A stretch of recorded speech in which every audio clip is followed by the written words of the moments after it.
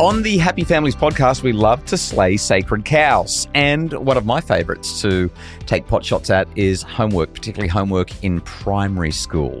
Today on the pod, 10 reasons your children don't need homework, at least in primary school. Stay with us. Hello and welcome to the Happy Families podcast, where you get real parenting solutions every single day. This is Australia's most downloaded parenting podcast, where Justin and Kylie Coulson. Kylie received the following voice note via happyfamilies.com.au. My name's Maxine, and I've got a question about homework. I am a teacher and I am a parent, and sometimes I have difficulty articulating why I feel so strongly about not giving homework as a teacher. I find it easy to advocate for my children and have strong opinions about why homework is not effective up until a certain age, much like yours, the ones that you've talked about before. However, when I'm in a professional capacity, I find it difficult to articulate why homework is not beneficial to a lot of children at a young age, and I'm talking primary school. I wonder if you can help me to find a way of sharing with my colleagues in a professional but assertive way why homework might not be what we think it is. Thank you. Can we help with this question, Kylie? Can we help?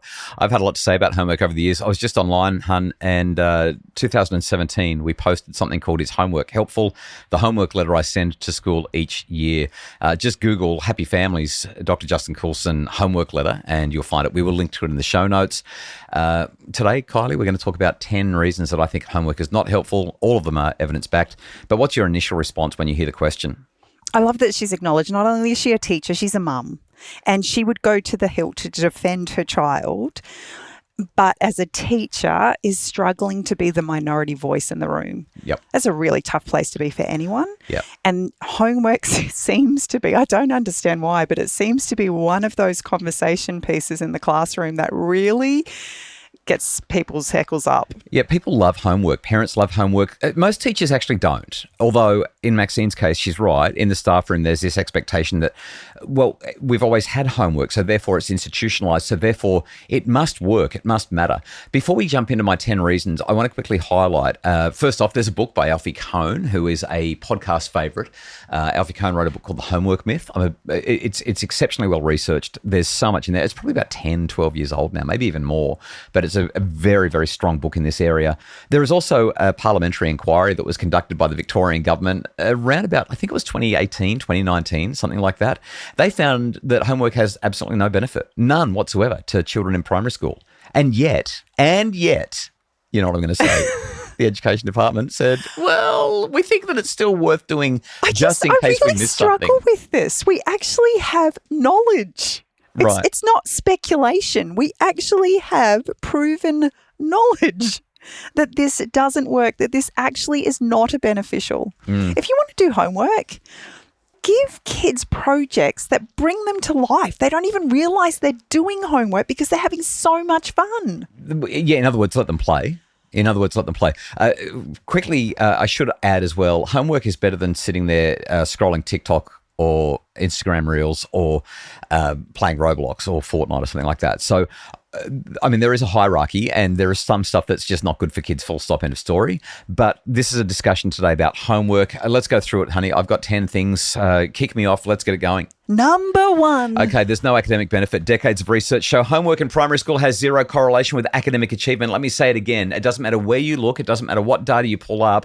You will not find research that supports any relationship between doing homework in primary school and your child's academic achievement. The only evidence that we've got about homework being positively related to academic achievement is doing a little bit of homework in high school. But even then, the relationship between academic outcomes and homework is small. Now, there's probably two things that we need to talk about here. We need to talk about tutoring and we need to talk about reading. Reading has been a non-negotiable in our house, but not in the way that everybody would think. Yeah, because it's not homework. It's not about how many pages she reads. It's not about how long she reads for. It's finding text that brings her to light. Perfect. And then letting her read for as long as she wants. And you don't bribe them unless you're going to say, once you finish that, we'll get you another And she book. doesn't have to colour in a square at the end of it. No, don't worry. It's just, and if she doesn't want to read, then you read to her. Yep. And you read and you read and Or you him. read. Yep. Totally. Sorry, I've got 6 girls. I know. The other thing is tutoring. So I don't have a problem with tutoring. If you've got a child who's struggling, here's the thing. If you've got a child who's struggling, doing homework will only make them struggle more because they are already struggling and now they're doing it on their own rather than in a classroom where there's support. So homework will not help a struggling student, but tutoring is different. Why? Because tutoring means that you've got somebody who's It's guiding an you. individual Correct. process. It's practice, and so that's helpful. If you think about what we're actually sharing in the classroom, it's supposed to be a personalised program. But then homework goes home and it's the same for 25, 32 kids, whatever. How does that become personalised? Well, that's actually one of my 10 things. And that is that it assumes one size fits all. This is the second thing that I want to highlight. Homework ignores the individual characteristics and differences educationally of each student. So you've got one child who's like flying ahead and they're totally bored and can't understand why they have to go through this again. Yep. And then you've got the other end of the spectrum with a child who is struggling desperately and none of this makes sense. And they just go home and every night gets reinforced that they're not good enough. Yeah, whether they're slower learning, like you said, sometimes it's ability, sometimes it's just interest. And sometimes you've got to consider the home circumstances as well. Like not every child goes home to a supportive environment where they could sit down at the dining table and do it. And Kylie, as you've said, sometimes it takes one kid 20 minutes, might take another kid 2 hours, which does not go well. Number 3. The third one that I jotted down was this. I think that it displaces more important activities. So there's play, particularly unstructured play. That's what we want more than anything. But there's also family time. There's just moving your body. There's getting enough sleep, unstructured exploration. These are all the developmentally required, developmentally important elements of childhood that homework sometimes replaces and crowds out, meaning that they're not getting the social skills, the creativity, the physical health benefits. Homework doesn't provide those benefits. One of the schools that our children went to, one of our children brought home a bingo sheet for homework, and it was, do 20 skips. And some of the activities, they were physically based. Can you skip 20 times down the road? Can you take the dog for a walk? Can you jump on the trampoline? Can you go for a swing, have a swim? Like just active things where the kids are getting out. There's no time frame around it. It's just getting them to move their bodies. Yeah, and there was some stuff about going to the shops with your parents and reading a book, having cuddle time with mum and dad. And those things aren't homework. Those are just called being a child, but the teacher was prescribing it because those things are going to be helpful and maybe parents might get on board with those things. So I do like that. Number 4. I don't think it's good for parent-child relationships. The research does indicate that all too often parents and children start having battles because parents become enforcers and they become nags and they become coaches, and it creates conflict and stress. And it kind of can transfer the home into an extension of school, which is not good for relationships. And anyone who lived through COVID will remember that. Well, and you think about it, mum and dad, they've got a whole heap of other things they're doing, and then we're trying to add that to witching hour. Yeah, let's be honest. Like no parent needs the extra stress, and yet parents, when you talk to teachers, they will tell you it's the parents that are actually pushing for it. Banging and banging and banging that drum. What about homework? Just stop it. Seriously, just stop it. Number 5. All right, this is the last one before the break. Research shows that giving kids homework kills intrinsic motivation to learn, because when you force children to do academic work at home, when they're often tired and often not interested in it, what it does is it teaches them that learning is a chore that they have to endure. It's not about enjoyment. They've just got to get it done. So it will extinguish that flame of curiosity, that love of learning. After the break, another 5 reasons that homework will not help your child in primary school. Stay with us.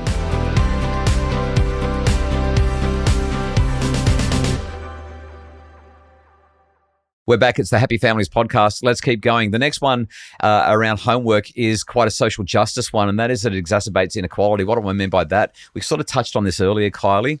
Children from disadvantaged homes are usually going to lack the quiet study space that they need. They're going to probably have a lack of parental help and resources and support, which means that giving homework, if it did work, and it doesn't, but let's take the alternate view for a second. Imagine that there was a relationship between doing homework and academic consequences. Homework would then become a tool that widened the achievement gap, which is exactly the opposite of what we're trying to do. Homework would punish kids for circumstances that are beyond their control. And even if it's not having a relationship with academic outcomes, which it doesn't, kids still do get punished because when they show up at school the next day and they haven't done their homework, the teacher gets them in trouble for not having done it. So not a fan from that point of view.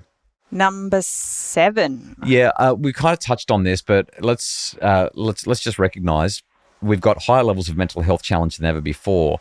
And our experience with homework has been that it creates additional stress and anxiety for children and for parents. Like, it just adds to the cognitive load. It adds to the burden that everyone's carrying. You've got a child who's just done 6 hours or more at school. Now you're going to get them to do overtime when they come home, do an extra shift. It's burnout, it's anxiety, a sense of being overwhelmed. There's no downtime there for the kids. I don't see how it advantages them. And the stress that it puts onto parents who quite often double income homes both parents are working, dealing with so much already. The last thing that you want to do in between loads of washing, cooking, cleaning, changing sheets, ironing. And getting ready for tomorrow. Getting ready for the school uniforms and things for tomorrow is to say, oh, and by the way, let's have a look at your homework. Like, come on, give me a break. I don't think that it's helpful at all. What's number 8? This is the compliance idea. So, as we've already said, the Victorian government in 2019 did their parliamentary inquiry and they recognised that homework doesn't appear to have any benefits for children in primary school. I mean, they literally, this government would not budge on it in spite of it. And the reason that they decided to keep homework as an education imperative was, and I'm not directly quoting, I'm paraphrasing, because it teaches kids work ethic and they're going to have homework later in life, so they might as well get used to it now. It doesn't teach time management. It doesn't teach work ethic. There is no research to support this idea at all. Responsibility. If you want your kids to be responsible and to understand time management and work ethic, first of all, this just happens developmentally. But secondly, it happens through age-appropriate real-world tasks and not contrived academic exercises. This is it's madness. Why are we asking our children to learn adult lessons as 5, 6, 7 and 8-year-olds? Oh, see what you did 5, 6, and then you did 6, 7. You did 6, 7, 6, 7. So there's 2 more that I want to touch on just quickly. Most primary homework is not really beneficial. It's just worksheets. It's just rote learning. It's busy work, and what it does is it rewards compliance and completion much more than it rewards creativity or critical thinking. There's no growth in homework. It's just about following instructions. There's nothing there about intellectual curiosity. You talked about projects before. Like when the kids have got a model that they're building, or they're designing a home, or they're coming home to help mum cook dinner, or who can they help? Yeah, all of those things will make a difference, and homework doesn't do it. The last one, this one's actually one for the teachers. It undermines teacher autonomy. And what do I mean by that? A lot of teachers are assigning homework not because they want to or because they believe it's valuable. They're assigning it because the school and the department expects it of them and parents expect it of them, which means that educators are being forced to practice and enforce and defend policies and practices that most of them know don't benefit children at all. So hopefully that's helpful, Maxine. If I was to prescribe anything for kids after school, the bottom of the list would be homework. Well, no, the bottom of the list would be time on screens. But next to that would be homework. I'd be saying get the kids outside, get them moving their bodies, get them spending time with each other, get them playing, get them being creative, give them art supplies, give them anything resource-wise that they need to be moving their bodies or spending time with each other or reading to a younger sibling, sticking their head in a book. Yeah, that's the stuff that matters. And you can prescribe that as homework if you need to. And I would imagine that that's probably going to have a better impact on academic outcomes and the well-being of kids than anything that you can send home on a on a worksheet. I think that's rant over. We'll link in the show notes the homework letter. But Maxine, thanks so much for sending the question through. If you have a tricky question or anything you're curious about, let us know via happyfamilies.com.au. Just scroll down to the bit where it says record and start talking. Well, you got to press the record button first and then start talking, or send us a voice note to podcasts@happyfamilies.com.au. Hey, tomorrow on the pod, we're going to be getting in-depth with Mrs. Happy Families. Kylie's been on a health kick. You've been hearing about it bit by bit on the podcast. And we're going to give you an update. The first of what we hope will be many updates as Kylie shares what's working, what's not, and what she's learning on this big adventure called Training for Old Age. Can't wait for that one. Tomorrow on the pod. Thanks so much for listening.